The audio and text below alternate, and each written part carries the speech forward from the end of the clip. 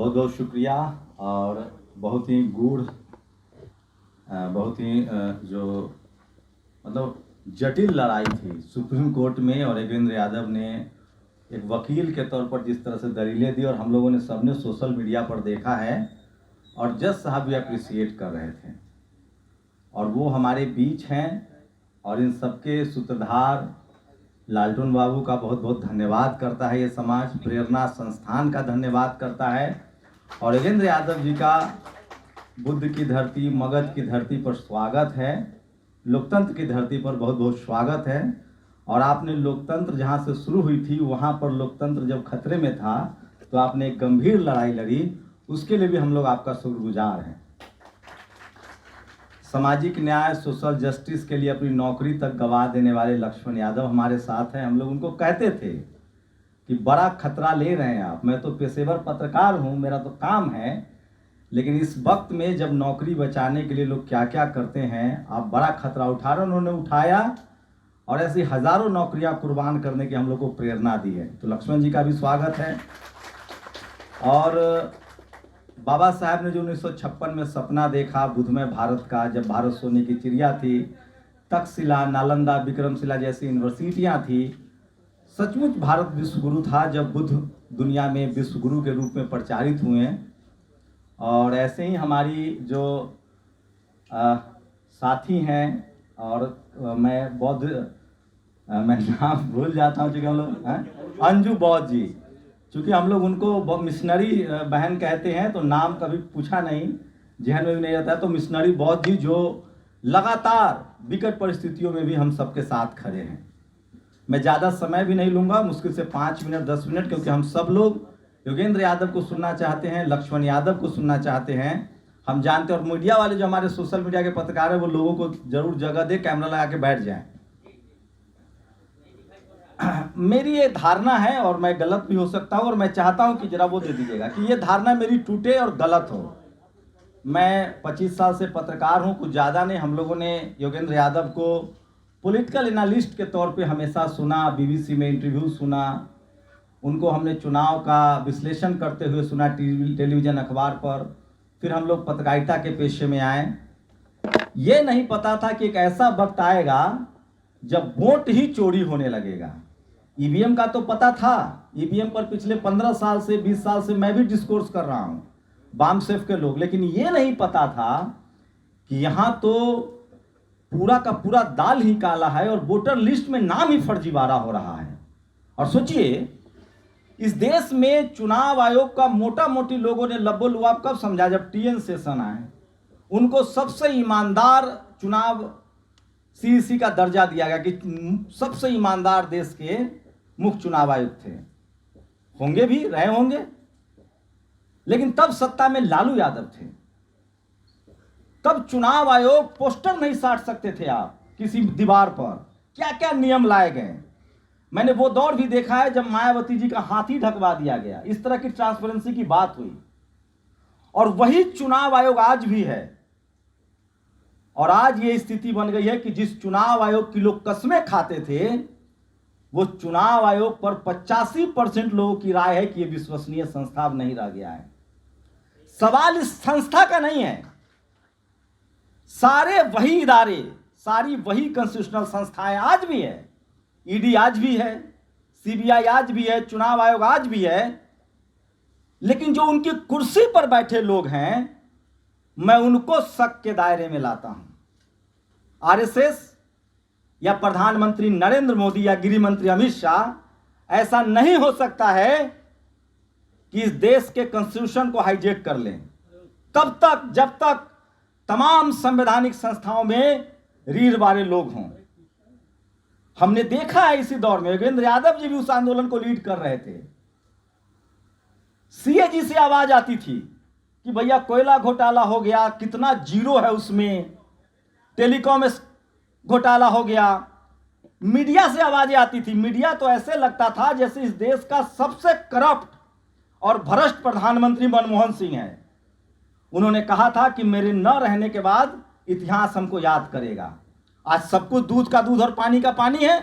सबसे ईमानदार प्रधानमंत्री को इस मनुवादी व्यवस्था ने सबसे भ्रष्ट प्रधानमंत्री कहा। आप लोग नहीं इत्तेफाक रखेंगे, लेकिन मैं फिर कह रहा हूं, ये जाति प्रधान देश है और इस देश में जब तक डाइवर्सिटी नहीं होगी, चाहे वो चुनाव आयोग हो, चाहे इनकम टैक्स हो, चाहे ईडी हो, चाहे ब्यूरोक्रेसी हो, चाहे जुडिशियरी हो, चाहे मीडिया हो, जब तक जाति वाइज डाइवर्सिटी नहीं होगी तब तक इस देश के 90% लोगों का अब तक नौकरियां चोरी हो रही थी, उनका मान सम्मान चोरी हो रहा था, वो एफआईआर नहीं करा सकते थे, और अब अंतिम हथियार बाबा साहेब का जो वोट का अधिकार है वो भी चोरी हो रहा है। और इसके पीछे सबसे जो बड़ी बात है वो है जातिवादी कुव्यवस्था, मनुवादी कुव्यवस्था। आज यह स्थिति हो गई है, हम सब लोग देख रहे हैं कि सीबीआई के डायरेक्टर कौन नियुक्त किए जाते हैं और जो थोड़ा सा भी रीढ़ उठाता है उसकी क्या दुर्गति कर दी जाती है। हम सबने देखा चुनाव आयोग के पूर्व चुनाव आयुक्त को कैसे नौकरी से रिजाइन करके भागना पड़ा। आखिर इस सरकार ने ऐसा प्रावधान क्यों किया कि चुनाव आयोग पर कोई कार्रवाई ही नहीं हो सकती है, ना उनके जीते जी, ना उनके रिटायरमेंट के बाद। यही है गुजरात मॉडल। लोग बहुत हिचक रखते हैं, बहुत महीन तरीके से बात करते हैं। मैं बहुत मोटा आदमी हूं, मैं गांव समाज का आदमी हूं। मैंने गांव समाज से उठ के जेएनयू तक का सफर किया है और हर कदम पर जातिवाद देखा है। अरे जिस देश में एक चपरासी की नौकरी देने में लोग बेईमानी कर रहे हैं, उस देश में, इस देश के दलित, पिछड़े, किसान, आदिवासी, अल्पसंख्यक को वो चीफ मिनिस्टर बनने देंगे? वो प्रधानमंत्री बनने देंगे? आपको नहीं बनने देंगे। ये वोट की चोरी क्यों हो रही है कि कोई लालू यादव फिर से सत्ता में ना आ जाए, कोई मायावती फिर से सत्ता में ना आ जाए, कोई मुलायम सिंह यादव सत्ता में ना आ जाए। लोकतंत्र तो तब भी रहने देंगे ये, लेकिन कोई दलित पिछड़ा नजर नहीं आएगा, और वो अगर आएगा भी तो उस पर आरएसएस का ठप्पा लगा होना चाहिए। जो घोर सांप्रदायिक हो, जो घोर जातिवादी हो, जो घोर मनुवादी हो, उसको वो पसंद करते हैं। वो नहीं पसंद करते इस देश के 90% लोगों को। वो नहीं चाहते हैं कि आप इस देश में वोट के दम पर सीएम और पीएम बने। नहीं तो यही चुनाव आयोग था ना। क्या नहीं किया गया इस चुनाव आयोग को? हम लोगों ने टीएन शेषन को सबसे चुनाव आयोग ईमानदार माना, और सत्ता में चूंकि लालू यादव थे, लालू यादव को हटाना था, और आज आरएसएस को सत्ता में लाना है, तो ये क्या कुकर्म नहीं कर रहे हैं? कौन नहीं जानता है? किससे छुपा हुआ है अब कि वोटर लिस्ट में किसका नाम काटा जा रहा है? योगेंद्र जी, पिछले विधानसभा का चुनाव हो रहा था। मैं फॉर्चुनेट हूं कि मैं बीकर सेक्शन की बात करता हूं। हमारे लोग गरीब हैं, लाचार हैं, बेबस हैं।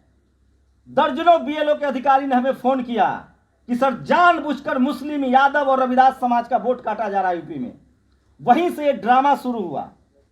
हम लोगों ने जगह जगह बोला, लेकिन हम किसी को कोट नहीं कर सकते थे क्योंकि गरीब लोग हैं, उनका रोजी रोटी का सवाल है।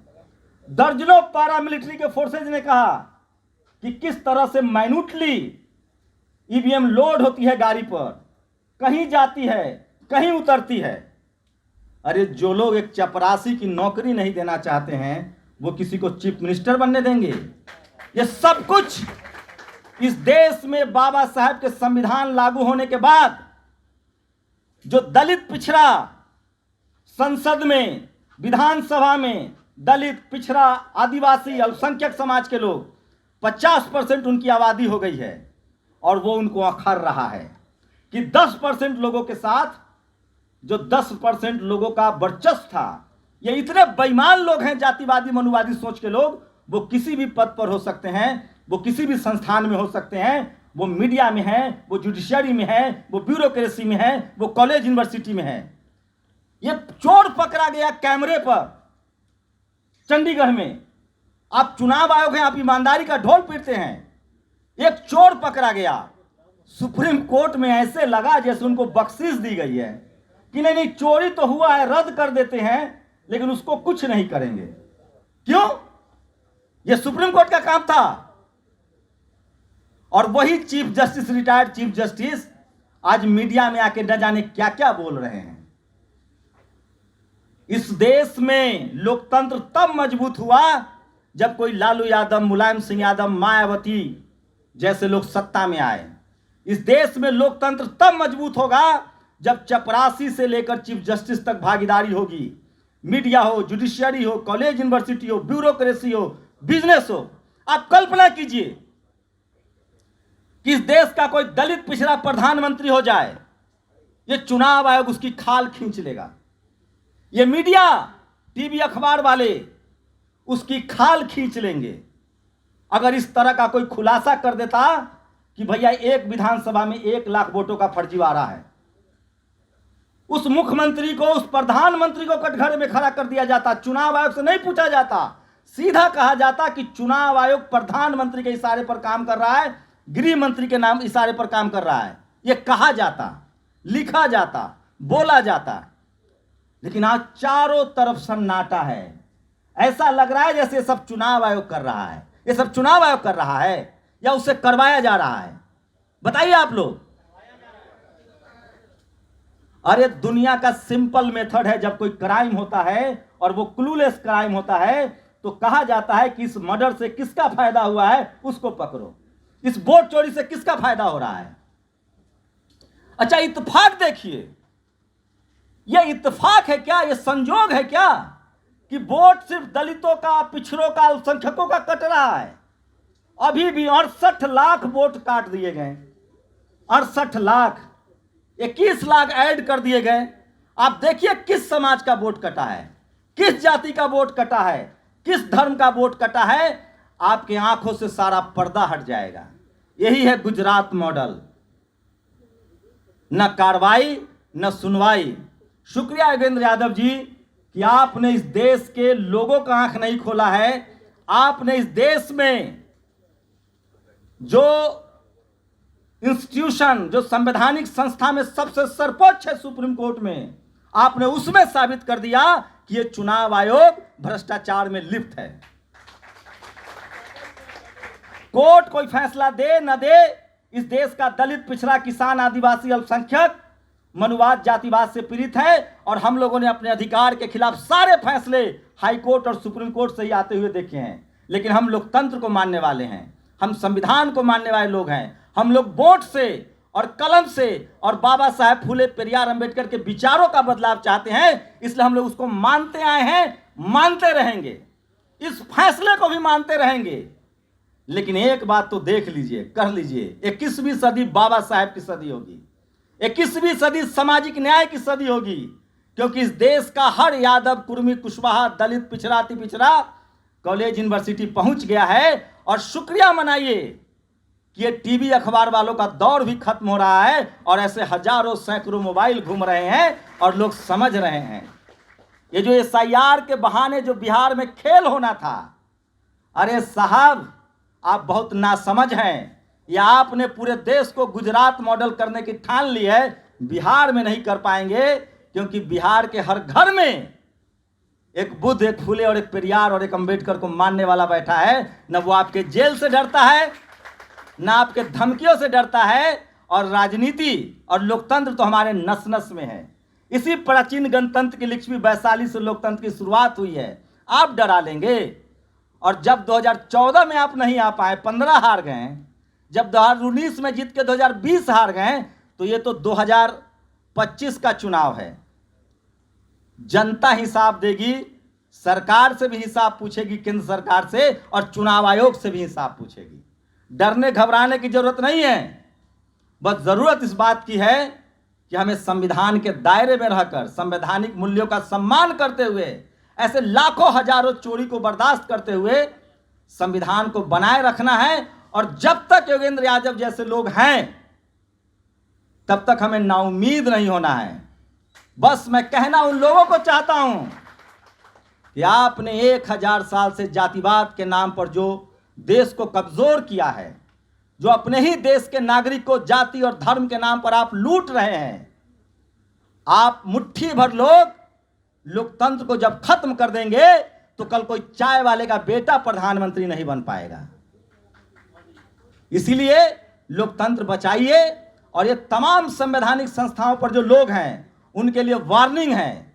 और अच्छा हुआ, शुक्रिया चुनाव आयोग, शुक्रिया RSS, शुक्रिया बीजेपी कि जाति की जो सरांध, जातिवाद और मनुवाद की जो सरांध अंदर अंदर सड़ती थी, आपने सबको बेपर्दा कर दिया है और आज बच्चा बच्चा को पता चल गया कि इनकम टैक्स, ईडी, सीबीआई, चुनाव आयोग और चपरासी से लेकर चीफ जस्टिस तक किसके इशारे पर काम करता है। मुझे भरोसा है ये संविधान जब तक रहेगा, संवैधानिक मूल्य जब तक रहेंगे, कोई ना कोई फिर आएगा जो लोकतंत्र को फिर से पटरी पर लाएगा। और फिलहाल ये भूमिका योगेंद्र यादव निभा रहे हैं। आपका बहुत बहुत शुक्रिया जो आप संवैधानिक संस्थाओं के साथ है। और कम से कम इस देश का 90% लोग जिसके पास सिर्फ एक अधिकार है, हमारे पास न जमीन है न हमारे पास शिक्षा है, हमें लाचार बेबस रखा गया। एक बाबा साहब ने वोट का अधिकार दिया, उसी से हमारे सपनों को पंख लगे और वो उस अधिकार की लड़ाई आप लड़ रहे हैं। आपका बहुत बहुत स्वागत है और इतिहास में आपका नाम दर्ज होगा। और जब लोकतंत्र बचाने वाले की नाम लिखी जाएगी तो उसमें आपका नाम सुनहरे अक्षरों में लिखा जाएगा। बहुत बहुत शुक्रिया। आप आएँ, अपना वक्तव्य दें, हम लोग आपको सुनेंगे। फिर से बहुत बहुत शुक्रिया।